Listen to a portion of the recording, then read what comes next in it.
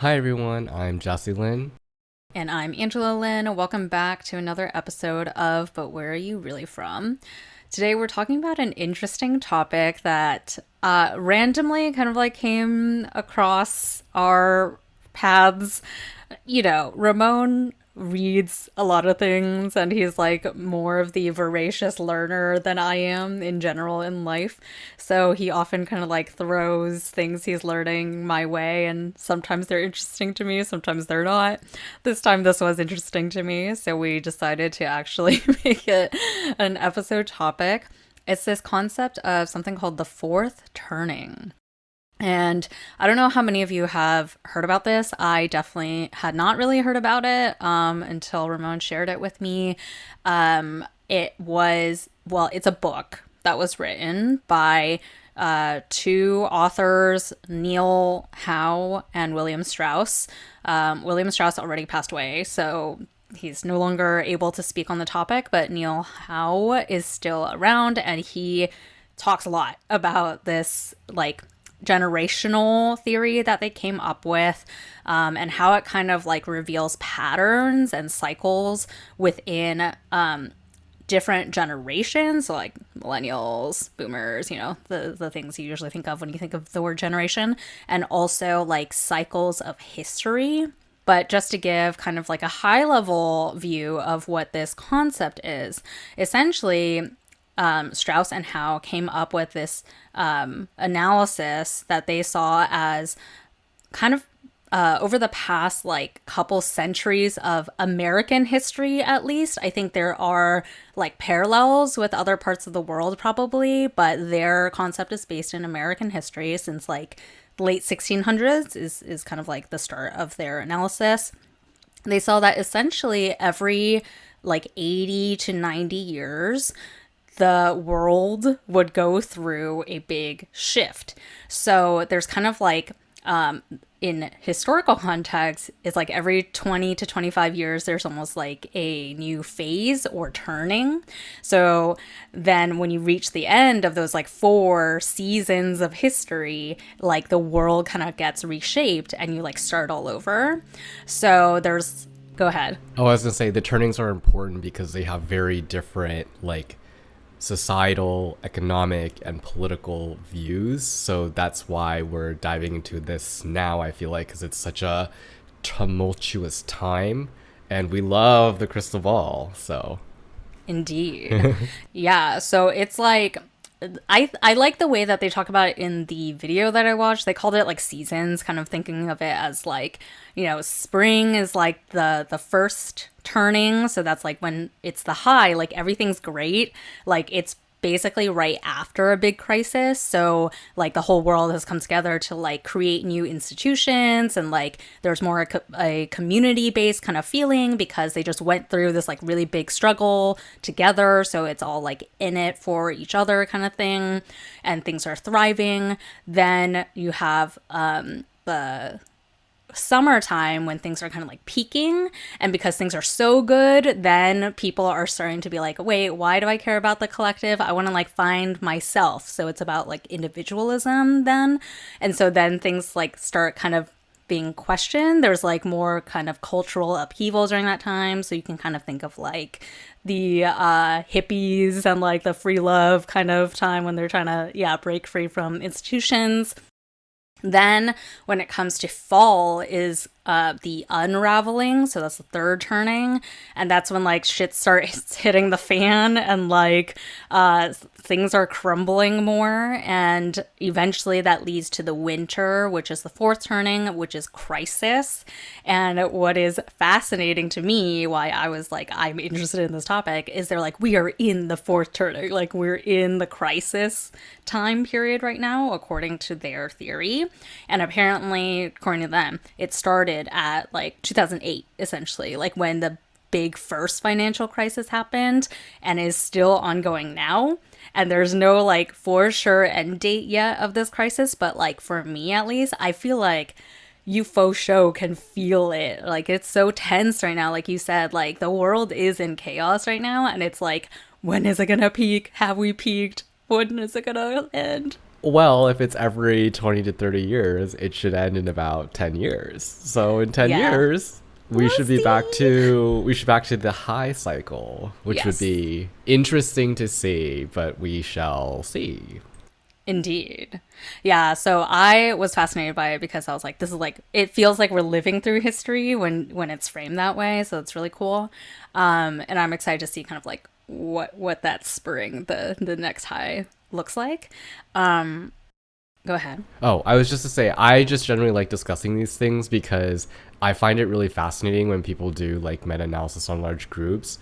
But then on the other hand, I also have like this kind of thing where it's like, you can't define me. And I took like Psychology 101 where it's like, the main lesson I took out of Psychology 101 in college is that you're less consistent than you think you are. Like everyone thinks that they have these sets of like, this is who I am, this is how I behave, like this is how I act. And it's consistently proven that people are less consistent than they think they are. So it's always interesting to me when you see this thing that's like people of this like group are like this, and I'm like, are they though? Like, because everyone is kind of like faking it a little bit, and so I'm always curious to discuss these things because it's really just kind of like fun intellectual salon conversation.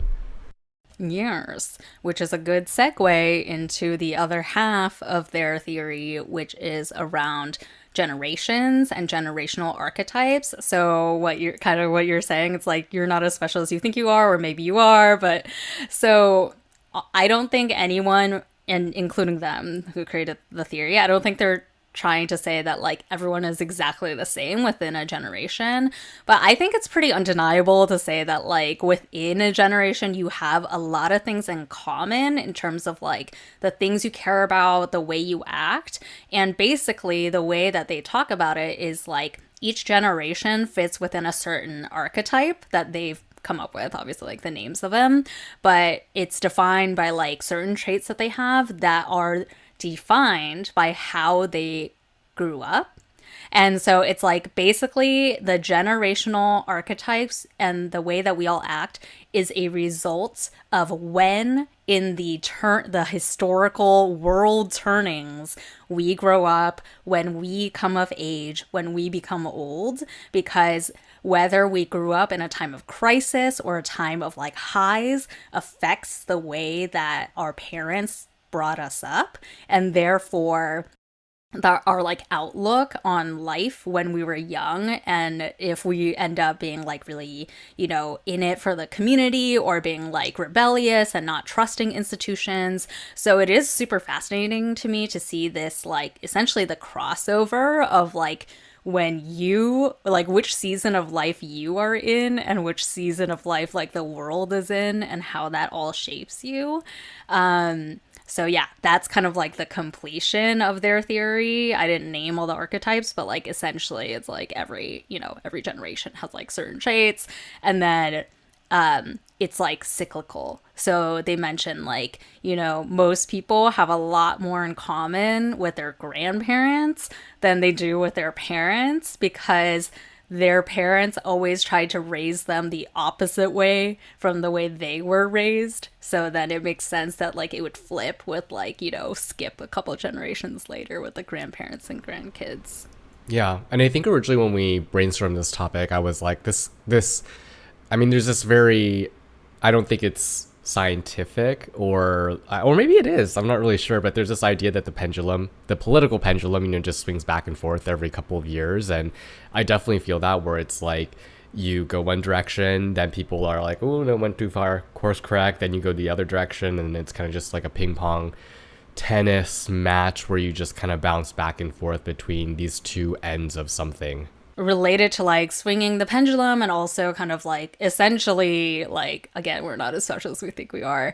What I also liked was again this idea that like we are more similar to a previous generation than we think we are, because I think a lot of times, especially with young people, like we often think we're like special snowflakes and that like our experiences are so distinct that like no one gets us and we're in like such a different thing than like the boomers or whatever, that like there's no way they could understand why we care about certain things or the way that we act. But actually, according to their theory, like I said, like you would have a lot more in common with your grandparents than with your parents. So I selfishly picked apart just the the generational parallels that affect us and like the younger generation. So we're both millennials. So millennials are more in line with the GI generation or the greatest generation, which is real old people. It's like that the age group is 1901 to 1927. So they're actually older than like Biden. Like Biden's actually in the generation after that. So this is the heroes generation. And so we're people, that's an archetype. Heroes are the ones who were born after us, the awakening. So I guess if spring is the awakening, we're like the summer. So this is a time when we grew up, it was a time when people were shifting more into like individualism. So because that was the way we were raised, we actually veer the other way where we're more team oriented and we're like really civic duty oriented and like trying to like work together to do better for the group. And so we become like midlife, which is often how they talk about it as like the kind of like important time, basically when you're like an adult that can like make change happen for like the world. So I think they said like mid-20s to mid-40s or something is kind of like midlife. So this is the time when we're like apparently really aggressive advocates for things like economic prosperity, public optimism, civic energy, and all this stuff, which I think is pretty in line with like honestly all the like social activism and stuff is like was spearheaded by our generation. According to the video I watched, Tony Robbins, at least, he was the co-host of the video that I was watching. He was like, I'm really excited for millennials because they're the heroes and they're going to be the ones who like fix all the shit that's about to break. Not according to all mainstream media who have already moved on to the next generation. Oh, they hate us. We're kind of like, we give up. Like, just it's already on you guys. Like, we're not they even think like we got nothing. I know, what the hell? It's because, well, that's so interesting. It's because the people in power now are so freaking old. They're the silent generation, which brings me to their parallel is actually Gen Z. So silent generation, which is what Biden is part of, which is the like, hold on, I got the years. Oh, sorry. They're the artists. Oh, they are artists. Archetype. Yeah, artist Okay. archetype. But I have the years of when. Wait, we're hero.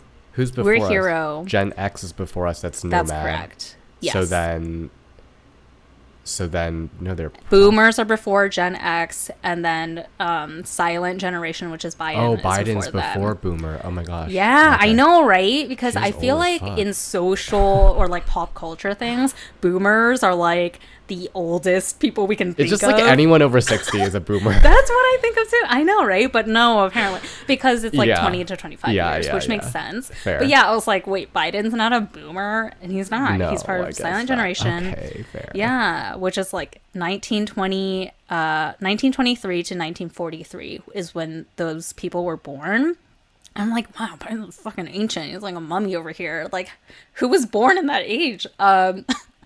But apparently these folks, the artist archetype, are the ones who grew up during crisis. So because you're a child or like really young during crisis, your role during that time in the world is to just like shut up and like don't cause trouble. So apparently because of that, they are more like quiet and conformity like oriented, where they don't want to rock the boat, and they're actually more likely to want to kind of like change themselves to please other people or to like make things easier for the group, which is interesting. And yeah, it's like the positives that they named, which I think is like pretty on par with what I've been seeing with Gen Z, is like they're caring, they're open-minded, and they're more willing to look at nuance, and like distinguishing between things.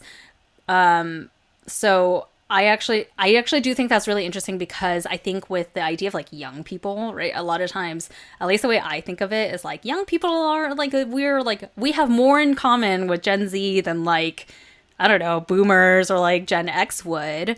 But when we've talked about previously the idea of like cancel culture and like people not being willing to have like nuanced discussion, it's it's funny that Gen Z is described as like being the opposite, where they are like more interested in having nuance, where I guess like millennials and Gen X would be the ones that feed more into like black and white, like tribalism. So I guess that makes us less in common with with Gen Z than I thought we would be, considering that our ages are closer. Well, honestly, like, and yeah, obviously I'm gonna have to, bring it back to myself because it's all about me. But I look at a lot of the definitions, like the prophet, the nomad, the hero, the artist. I'm like, I don't fit here. I don't see this for me. And I do think it's really, although I see it for other people. So when you were describing some of those things, I was like, okay, that makes sense for like Joe Biden. In his history as a senator, like he's been known to be like a very much like a deal maker kind of situation. In his current role as kind of the president and a spokesperson for the Democratic Party, maybe less, but I mean, I would argue he's like, his most known thing since becoming president is like not doing that much. Like, there's not like a lot of boat rocking. It's a lot of like status quo-y stuff, which would fit the idea of like not shaking the boat and literally not shaking the boat. But yeah, no, I think it's funny because sometimes I look at these things and I'm like, oh, this is like kind of like when you might read like today's horoscope and you'll be like, that's me. And then the next day you're like, that's not me. Like very often for mine as a Taurus, I see like, you want to go to like the forest and lie on a bed of moss. And I'm like, that sounds disgusting. I don't do that. I mean, anyways, that's just my personal comment. I just thought it's kind of interesting when I look at it, because I'm like, sometimes I feel like it fits and sometimes I feel like it doesn't for me. And then I look at like other figures that might be described like that. I'm like, oh yeah, that fits, that doesn't, that fits, that doesn't. Yeah, totally. I mean, it's obviously like very broad strokes because, like I said, everyone is so different from each other. It's more just like there are some underlying things that are common across us. For example, you just said you don't see yourself in any of that. I think you're pretty civic oriented. Like you said, you like literally like volunteer with your community, like I don't do any volunteer work for my community stuff. Like you're like more involved with like your local politics, or like who's in power and stuff like that. Like there are certain elements that I for sure see in you of like that description that I don't necessarily see in me, for example. Yeah, but like there's like you said with the horoscopes, it's like you kind of pick apart the parts that like do resonate with you, and like the rest you throw away. It's like, yeah. It is interesting kind of what you were saying about how we're less inclined, or millennials and X are less inclined to have nuanced conversations and Gen Z is more open. I don't know, like I have been branching my friendship branch out to more Gen Zs, but I kind of feel like everyone is more or less on the same page. I do feel like for some of my friends that are millennials and Gen X, they're less open to broaching a controversial topic in serious depth than Gen Zs, or like you have to become really close friends with them before they'll be like, and my opinion on this is blah. So maybe it's not, it's kind of like openness to having that conversation, but not necessarily not having that conversation, if that makes sense. Yeah, I think well, something that they mentioned in the video that I watched, which I was like, yes, is it's okay. They mentioned that in times of crisis, which is where we are now, the fourth turning, tribalism is like an important element to it. It's like the shit is so bad that people are grouping. They're tending to like starting to group into like self-identifiable groups. So like whether that be political or like social, for example, which I was like, yes, because we've talked about before, but like it feels, at least, maybe we're skewed in this like subjective feel, but it feels like right now the climate of like Democrats versus Republicans, red versus blue, is like so much more divided than like it used to be. It's like so extreme the way that like those opposing parties are portrayed and like talked about. Like you talked about that, was it the New Yorker or what's the, some magazine had the like split view of the I think apartments. it was the New Yorker, yeah. Yeah, and it was like Trump flag versus like a pride flag or whatever. And so related to that, in the video they talked about like a poll was done recently where they asked Americans like, what is the most divisive like ideology or whatever that would make it so like you could not possibly live next to somebody who like subscribes to that, and politics was like the number one thing. It was like, doesn't matter, religion, like all these other things. It's like literally if it's like if you're, you know, the opposite political party from me, like you're the least desirable neighbor for me. So these groupings in the video, they're like subgroupings within the archetypes? No. This is now within the context of the historical turning, like the world environment is like during a crisis time, which is where we are now, the fourth turning. This is the time when people in general are gravitating towards tribalism. So they're looking for their groups to like identify with. They don't want to be like everyone has stuff in common. They want to say like, you're not with us, you're against us. So all the archetypes, regardless of the archetype, are grouping in that manner. Because everyone, I think so. It's like a general, okay. Yeah. It was a general statement about the historical, like, world climate. And the reason I bring it up is because I'm not saying that Gen Z doesn't necessarily subscribe to that, but I think maybe because millennials now, we are more, like, in the part of our lives where we're growing in to have, like, influence over things, or, like, we care about government and, like, being able to change things. It's all relative, but like our generation can run for office, you know, like we are starting to become leaders within like private organizations and stuff. We can actually impact things. We are more likely, I think, to subscribe to like that tribalism than necessarily Gen Z. I say that because, for example, like the way I see it is the tribalism is coming across in many different ways. Like politics is a huge one, but also like the social strife that we've been talking about in like many episodes. So like since George Floyd happened, like things have become very polarized within like social and racial kind of like sides of the spectrum of like, are you essentially like, are you a racist or you're not a racist, trying to make it so black and white with those kinds of things. And like, if you don't agree with like these exact things, and like, you're not with us, you're against us, or like interracial strife as well. Like that, I'm seeing so many schisms that like when he mentioned that tribalism is like a big part of crisis time, I was like, yeah, I can see that, because like especially socially it's become so like, I'm in this group, not that group, you can't understand my group because you're not in it, like that kind of stuff. Interesting. Okay. And so sorry, the reason I said that I don't think Gen Z is as into that as millennials is that we originally talked about nuance, and I don't have that many Gen Z friends, but as you know, I waste a lot of time on TikTok because of promoting our podcast, and so I watch a lot of TikTok. And the biggest thing I noticed that is different between TikTok and Instagram, for example, and we all know Instagram is where millennials live and TikTok is where Gen Z lives. All generations use TikTok, to be fair, but like Gen Z is kind of like the bread and butter of TikTok.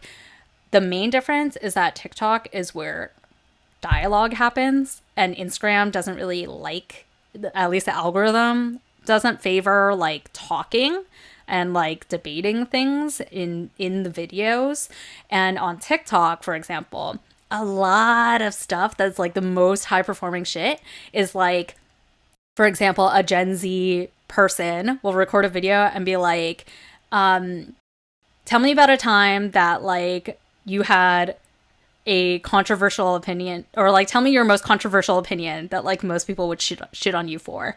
And then it's like sparking this dialogue where people then stitch that video to be like, I actually hate blah, blah, blah. Or like, you know, and so it's all about debate, and they don't shy away from controversy, and they don't necessarily like, I think they entertain a more gray area than millennials might, or like older generations might. And so that's where I'm like, I can see that kind of description within Gen Z, literally in just how they discuss things on TikTok.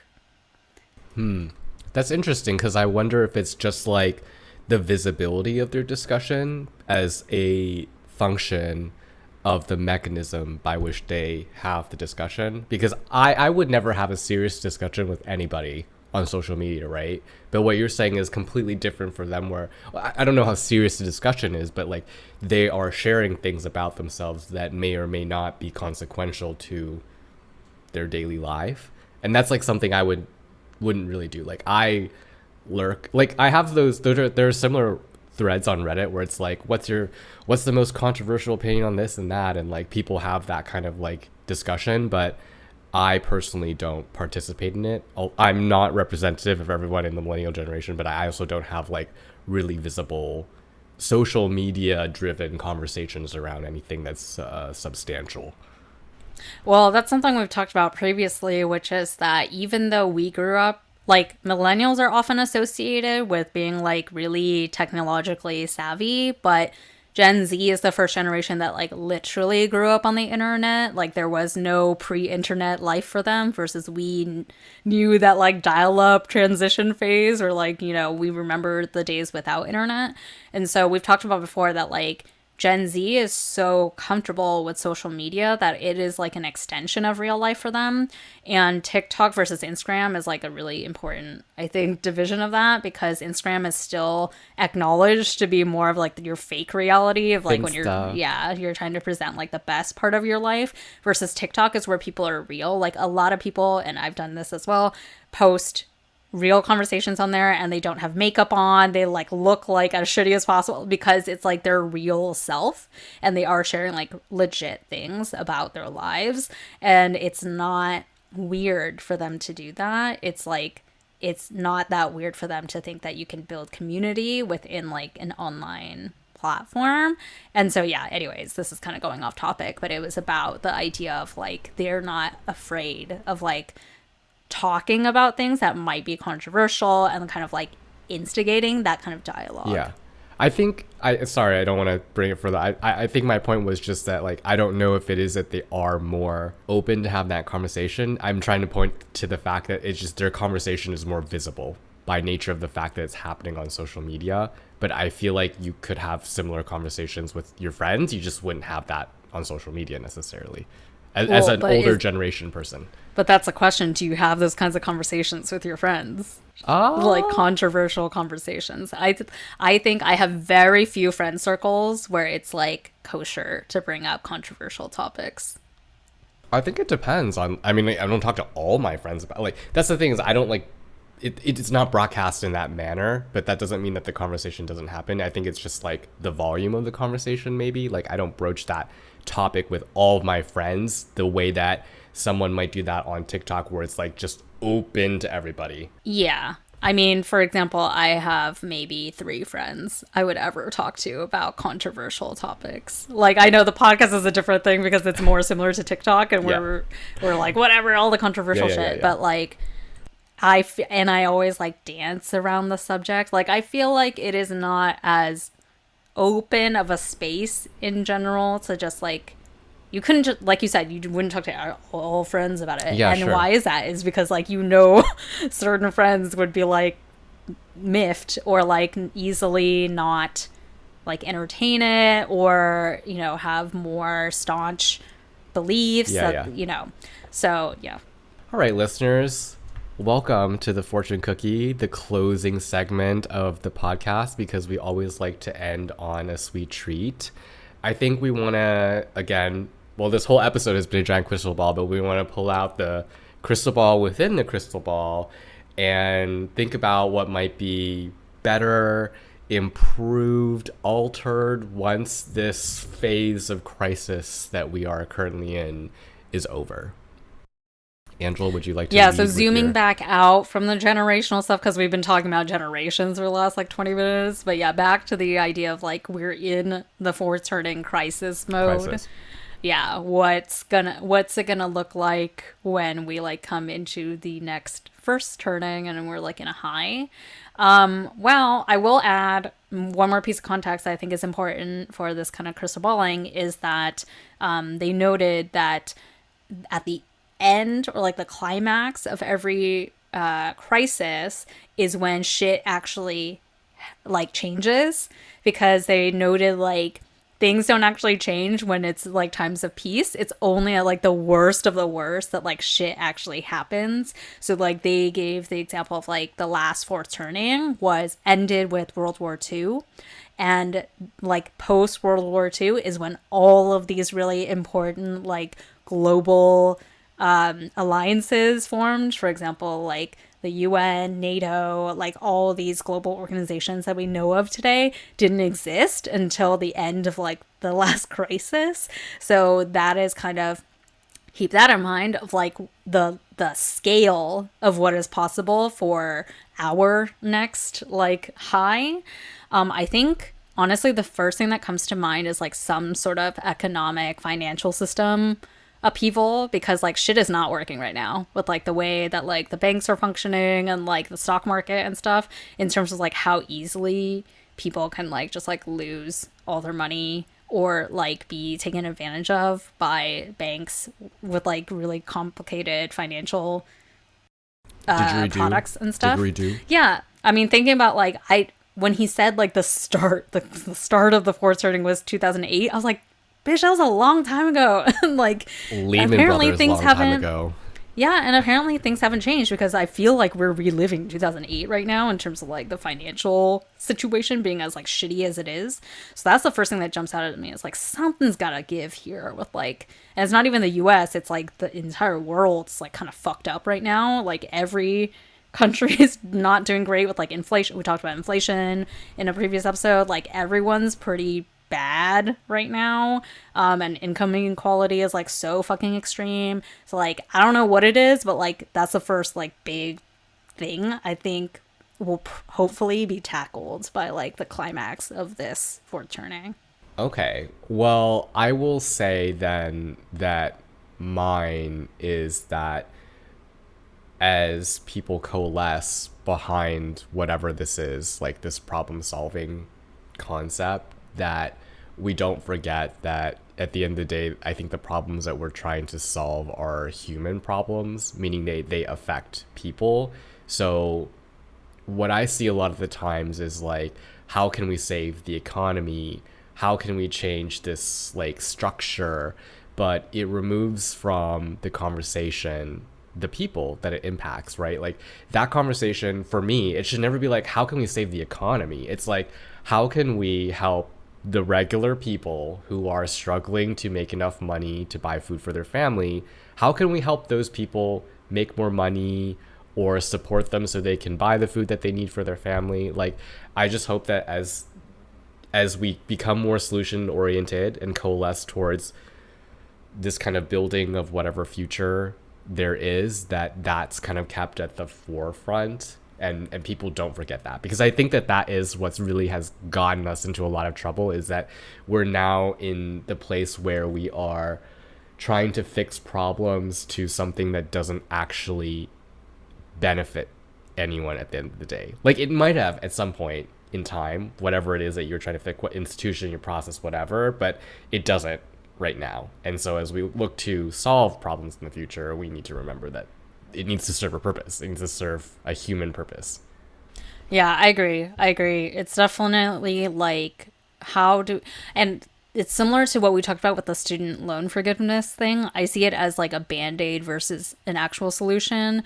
And like you were saying, when humans are removed from like the center of whatever you're trying to fix, that's when band-aids come out. So for example, like post 2008 crisis with the financial shit, it was like, oh, we gotta like slap banks on the wrist when they like take advantage of people with the mortgage-backed security, whatever. We don't need to get into that. But like, it was all just about like punishment and kind of like preventing banks from being like as bad, but it wasn't about like, but how do we protect people, you know, like, because obviously we've repeated that, we're like not in the exact same way, but like people are being hurt quite strongly right now with the way that the financial system is set up.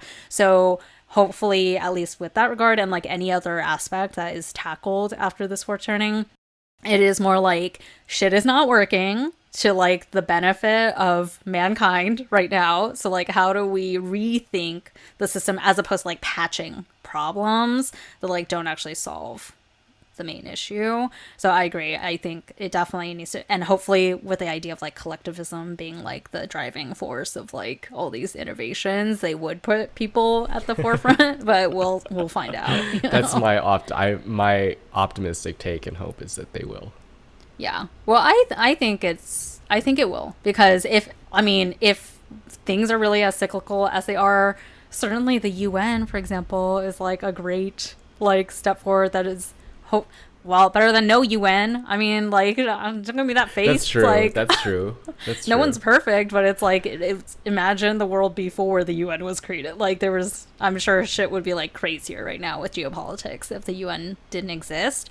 So at least the initial aim, right, with something like that being formed was to put like people at the forefront. So if that is kind of the bar of like what was created after the last crisis, I do think there's hope that like human-centered thinking will drive the next wave of overturn of stuff. But we will find out in 10-ish years or so. Oh god.